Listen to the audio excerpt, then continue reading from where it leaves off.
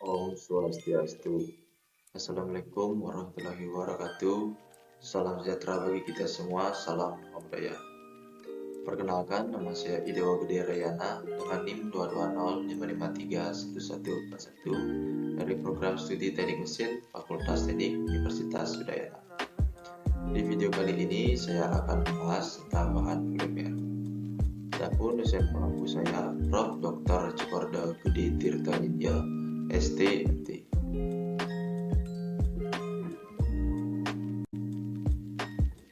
Sumber literatur yang saya ambil berasal dari buku Science of Engineering Material, Volume 2 Material yang dikarang oleh Manas Chandra. Adapun agenda yang saya akan bahas kali ini, yang pertama tautan silang lantai polimer, yang kedua stereoisomerisme polimer-limer, yang ketiga perlakuan kristal dan amorf dari polimer. Tautan silang rantai polimer.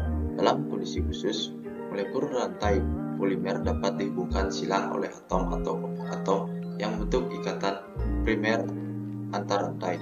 Ikatan silang dapat dibentuk oleh atom atau molekul asing, misalnya atom belerang dalam karet vulkanisasi. Produksi resin fenol formaldehyde. Yang pertama proses 1 tahap dan 2 tahap. Yang kedua persamaan ideal untuk produksi resin stereoisomerisme polimer linear. Karet alam dan sebagian besar karet sintetis tidak jenuh dan memiliki ikatan rangkap C sama dengan C di sepanjang rantainya. Tidak seperti ikatan tunggal CC yang dapat diputar. Ikatan rangkap C sama dengan C tidak dapat diputar kecuali energi dari order 50 kal atau mol dipasok untuk memecahkan komponen ikatan rangkap. Baik, di sini ada video proses pembuatan ban sepeda motor dari karet. Langsung saja kita putar videonya. Digunakan dalam pembuatan ban motor. Jika dikelompokkan per kategori, bahan untuk membuat ban motor terdiri dari 7 kelompok. Pertama yakni kategori karet sintetis yang biasanya menggunakan karet jenis EPDM, SBR, NBR, IR, dan Ini adalah bahan-bahan dari karet Kemudian sintetis. kategori selanjutnya Kali ada ini karet alam yang adalah karet menggunakan alam. karet IPRSS dan SIL. Ini adalah jenis-jenisnya. Lalu ada bahan pengisi atau filler yang terdiri dari Ini karbon adalah bahan pengisi ada karbon hitam, silika, dan kalsium karbonat. Kemudian ada bahan pelindung atau anti Dan ada pun bahan pelindungnya agar ban tidak mudah rusak saat terkena antioksidan, anti dan antizonat, metal. dan lain-lain. Terus ada juga nih bahan pembantu proses yang Dan dapat ada pun memudahkan juga bahan proses pembantunya ketika diproses. memudahkan material atau komponen ketika diproses di mesin. Sulfur alias belerang sebagai bahan utama agar Sulfur atau belerang sebagai bahan utama agar komponennya dapat difokuskan. Dan terakhir bahan mempercepat proses vokasi atau disebut juga aksimulator. Kalau ternyata bahan pembuatan ban juga banyak menggunakan zat kimia, belum lagi nih Bahan pembuatan ban ini juga banyak menggunakan zat kimia. Mengetahui bahan apa saja yang digunakan, next kita beralih ke tahap selanjutnya, yakni tahap pengolahan bahan. Nah, kita masuk ke tahap pengolahannya. Karena jenis ban di dunia ini cukup banyak macamnya, yang perlu diketahui juga adalah beda jenis ban, maka beda pula jenis bahan yang digunakan. Namun untuk proses pembuatan pada dasarnya menggunakan tahapan-tahapan yang sama. Nah, sebelum bahan-bahan yang tadi diolah, langkah pertama yang harus dilakukan yakni menimbang masing-masing bahan sesuai dengan Ya, ini resep adalah atau formula yang telah sebelum ditetapkan. melakukan proses pembuatan ban, kita timbang masing-masing bahan yang diperlukan dan dimasukkan ke dalam mesin dan dilakukan proses pencampuran dari semua bahan tersebut. Slow mixing dan rotasi atau putaran menjadi faktor yang sangat penting karena dapat mempengaruhi hasil mixing. Maka dari itu bagian ini harus dikerjakan oleh pekerja yang sudah ahli dan cukup berpengalaman. Pasalnya kalau salah dikit bisa menghasilkan material yang salah dan gak bisa terpakai untuk proses selanjutnya. Jika selesai di mixing, kalian tentu bertanya kan gimana sih cara pengecatan ban motor hingga seluruh bodinya berwarna hitam?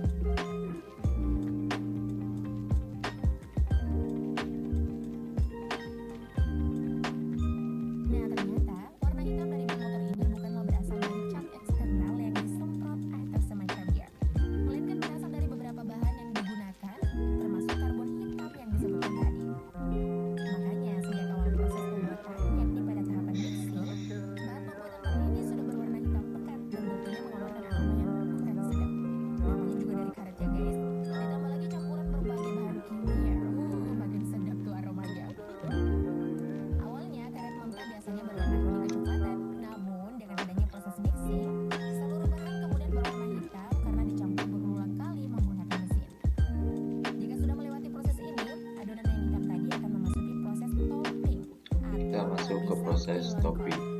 Langkah ini diawali dengan memanaskan kompon karet pada mesin roll agar menjadi lunak, lalu dibentuk menjadi lembaran-lembaran atau sheet tipis sesuai standar.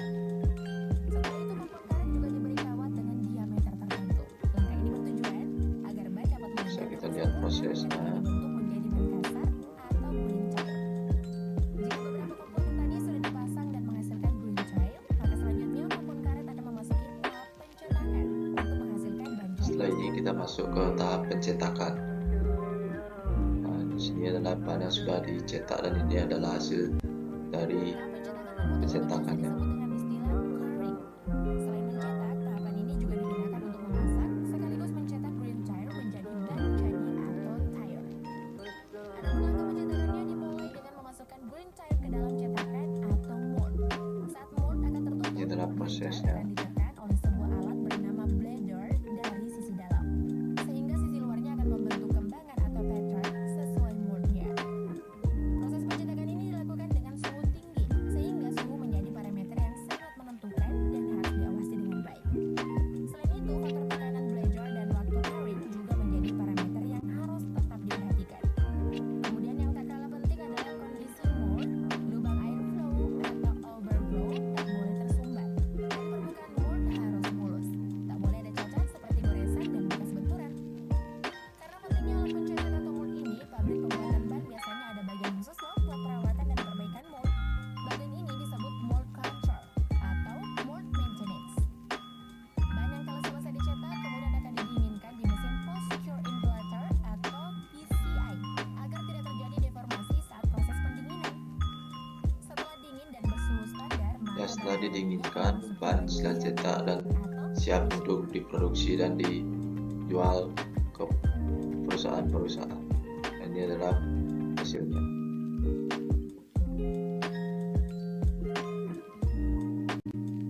Nah, kita masuk ke video berikutnya, yaitu ada proses pembuatan karet gelang dari karet alam. Langsung saja kita ke videonya. Dan ini adalah hasil dari produk karet gelang itu.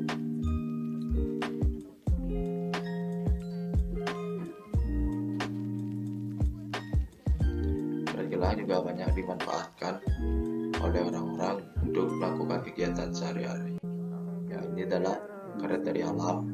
Pertama-tama yaitu dipotong-potong terlebih dahulu agar mudah dimasukkan ke dalam mesin untuk digabungkan.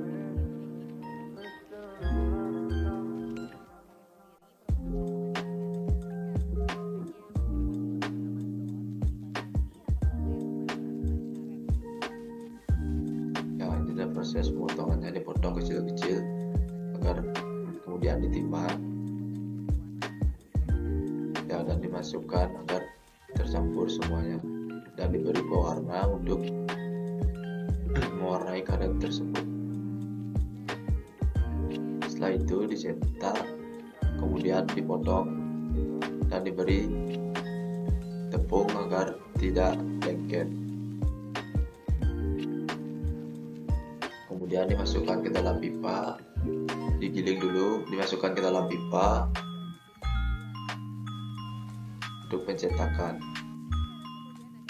Ya, kemudian dimasukkan ke dalam oven untuk melakukan proses pengeringan.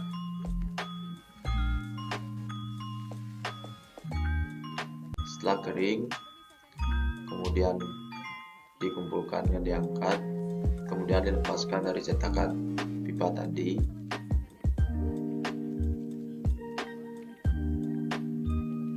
Kemudian dibasahi dengan air dan langsung ke proses cutting atau pemotongan.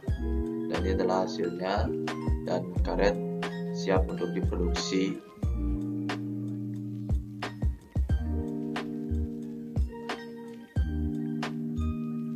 Ini adalah produk hasil dari karet gelang dari karet alam.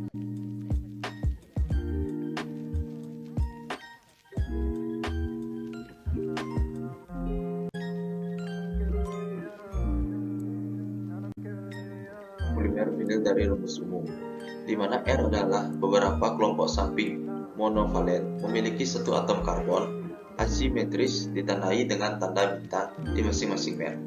Atom karbon asimetris adalah situs isomer disimetrik. Polimer ini mungkin memiliki berbagai struktur orisinil. Perlakuan kristal dan amorf polimer. Meskipun beberapa polimer mungkin benar-benar kristal dan beberapa benar-benar amorf, kebanyakan polimer memiliki karakteristik padatan kristal dan cairan yang sangat kental.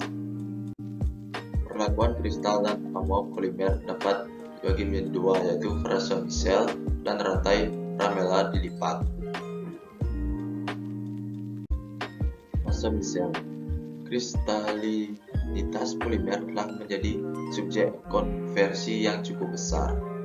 Teori Widngen-Michel dikembangkan pada tahun 1930-an, menggambarkan polimer sebagai terdiri dari daerah berukuran kecil teratur 50-200 A dari dikristalisasi lokal yang disebut misel dalam matrik polimer amorf yang tidak teratur.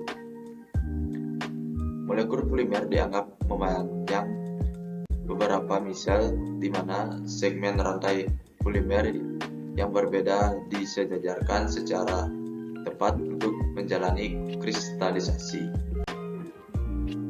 Rantai lamella dilipat. Teori rantai lipat sangat cocok untuk polimer kristalin tinggi. Untuk polimer semikristal seringkali lebih menguntungkan untuk mengadopsi model kerja kristalinitas polimer yang menggunakan fitur dari konsep misel rantai terlipat. Determinan kristalinitas polimer. Sejauh mana molekul polimer mengkristal tergantung pada strukturnya dan besarnya gaya ikatan sekunder di antara rantai polimer. Semakin besar keteraturan struktural dan simetri molekul polimer, dan semakin kuat gaya sekunder, semakin besar kecenderungan kristalisasi. Sekian presentasi dari saya. Mohon maaf bila ada kesalahan kata. Di akhir kata saya ucapkan terima kasih dan Om Santi Santi Santi Om. Assalamualaikum warahmatullahi wabarakatuh. Salam nama budaya, salam sejahtera bagi kita semua.